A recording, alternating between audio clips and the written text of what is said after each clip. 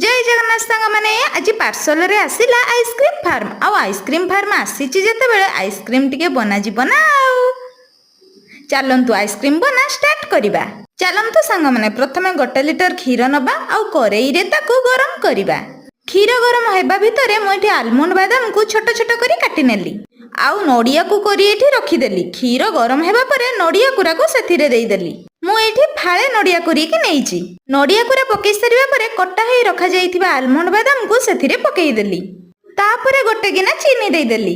एसबु फुटुथिबा भितरे मु 4-5टा गुजराती को गुंड करी सेथिरे देई देली बासना भलो होबा पई। सबु किछि त एथिरे पकई देली ताकू छाडी देली भलो भाबरे फुटिबा पई। एइठी देखंतु क्षीर फुटी फुटी हाफ लिटर हेई जाईछि। एबे ताकू भल से ठंडा करी नेबा। ठंडा हो जिबा परे ताकू आइसक्रीम फार्म भितरे अल्प अल्प करी भरी नेबा। एइठी देखंतु सांग माने सबु कप रे प्राय तो भरिबा सरी गलानी। एबे गोटे गोटे कप ऊपरे किछि नड़िया कुरा किछि आलमंड बादाम देई दबा। एमिति सबु कप रे देई दबा।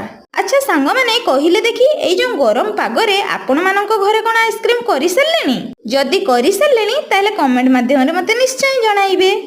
ता सहित आपण माने केउ प्रकार रे आइसक्रीम प्रस्तुत करंती ताहा मध्ये जणाइबे। एठी हमर आइसक्रीम कप रे सबु भरि सरिबा परे ताको भलो भाबरे ढांकुडी नेली। ताको आइस चेंबर भितरे 7-8 घंटा पई बंद करनेबा।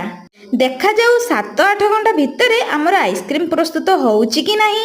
एठी देखंतु सांग माने 7-8 घंटा प्राय तो हमर कंप्लीट हेई गलानी। परंतु एबे देखिबा हमर आइसक्रीम प्रस्तुत हेइची कि नाही। ताको मु फ्रिज रो काढी आनिली किछि समय बाहरे समिति रखी देली। एबे हमर प्रस्तुत हे गला आइसक्रीम। तो कहूची सांग माने आइसक्रीम टा बहुत टेस्ट हेइची। हां।